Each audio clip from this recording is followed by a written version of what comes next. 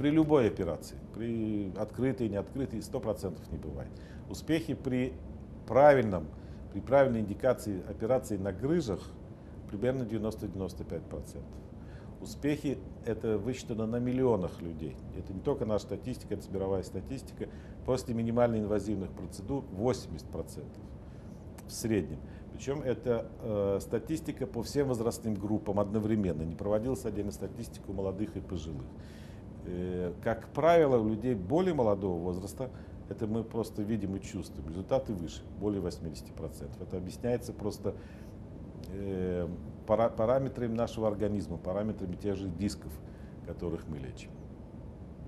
В общем целом 80% больных мы убираем с того, чтобы они были прооперированы обычными методиками.